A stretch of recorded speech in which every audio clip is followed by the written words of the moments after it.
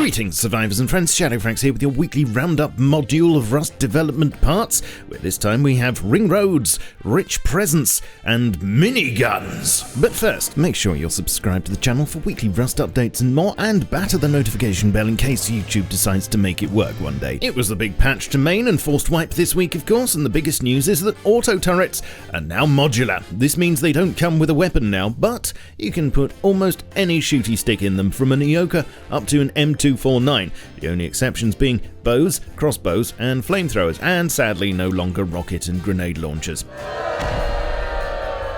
Oh, or trumpets. Shame. That could have been fun.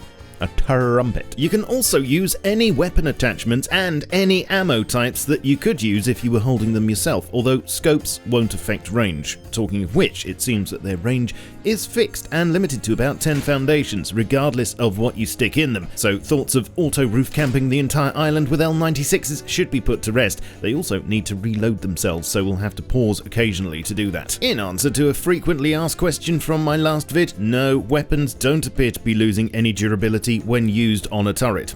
At the moment. Not sure if this is intended though, so that could change. You can, however, pick them up off the turret at any time and use them, at which point they will start losing health as normal. Along with this change, turrets are now much cheaper, with the high qual cost having been dropped to 10 instead of 40 and being only 400 scrap to buy at the compound. Over on the death screen, you'll notice that now you have a handy and encouraging set of life stats to look at whilst you decide on whether or not to bother respawning, and this will give you a roundup of such info as distances travelled, what you did with your time, kill counts, and more, with the possibility of even richer info in the future. Talking of which, support's been added for Steam's Rich Presents feature this month, which means your friends there will be able to see not just that you're playing Rust, but what you're doing in it, such as exploring the wilderness, what's left of it, exploring a monument, or just in the menu. Plus, if you're in a team with someone, it'll group you together. It's being kept deliberately vague to avoid the potential for griefing, but if you're really concerned, you can just switch the whole feature off with global.richpresents0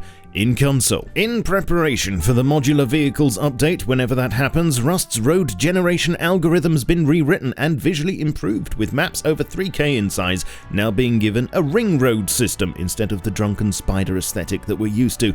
This ring road is a 2-lane affair, not that anyone's going to pay attention to such rules when they do get behind a wheel, and small roads will now branch off from this to the monuments. You can't build on roads now either, so no more toll collections, I'm afraid. And small-uments such as gas stations, warehouses, and sperm kets will appear alongside the ring road rather than by themselves at dead ends, which seems much more business savvy, doesn't it? Large maps over the standard 4K size have been optimized again in preparation for vehicles, with the focus being to reduce the object count by making more space between features the larger a map gets, and setting upper limits on monument and cave placement. Also, road and river meshes are culled at 1,000 meters to reduce performance impact. All of this has led to a 20% reduction in object count on a 5K map apparently, and 30% on a 6K. Hold me down. Yet more optimizations have seen the costs of dressing players reduced by up to 30% since December and up to 65% since the October patch. This is a heavy process and one thing that could cause stalls during gameplay, so it's good to hopefully see a performance increase here. Rust's hit detection code was improved, and you can read a bit more about the savings made here in the dev blog, but I'd like to know whether you've seen any performance uptick since this patch yourself, bearing in mind that it will depend a lot on your brand of potato. So leave me a comment down below. And vehicle parenting was also rewritten to provide a more stable experience when using transport helis and hot air balloons, amongst other things. Horse armor costs were reduced this patch, with wooden armor costing 300 less wood, and road sign costing 1 less road sign and 1 less sewing kit. There were also adjustments to research costs and workbench levels, but the main difference was a rider protection increase of 15% and 10% respectively. And as mentioned last week, the leaning whilst on a horse to grab loot through walls exploit should have been fixed now. So, my apologies. In other news, there's now an upper limit to how many fireworks can be set off at once on a server, thanks to the efforts of a few brave souls who found the original limit and gave everyone the gift of 3 frames per year, if their client hadn't already crashed. Sleeping bags outside of cupboard range will now decay faster. This was reduced to 36 hours. The tree minigame was fixed again. We've got mid-file support for instruments now, as mentioned on a previous vid, along with experimental support for MIDI sustain gain pedals. There are new server commands for admins this month, such as temporary banning, a message of the day, and some new spawn options, and I'll stick the details of how to use these in the description for you. Also, you'll be glad to know that having to manually close Rust with Task Manager should be a thing of the past now, as apparently this has been fixed, and Rust should close almost immediately. In works in progress, things we're still waiting for include vehicles, of course, HDRP, and more recently, work started on an overhauled farming system, including completely reworked plant genetics and a sprinkler setup for watering your crops.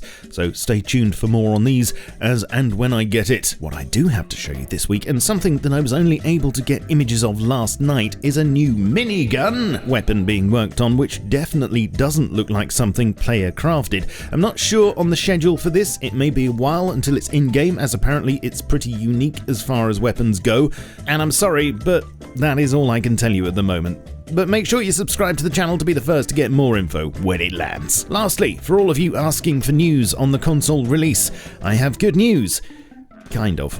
Although we still don't have a date, Gary did reply on Twitter last Sunday to say that it won't be happening in the first half of the year, which just means you've got a bit longer to save up your scrap.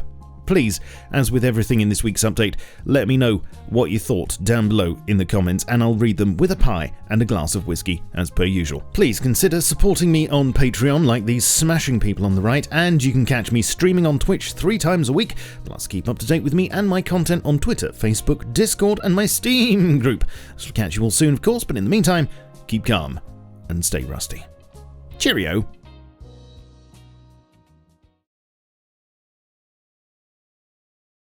A trumpet.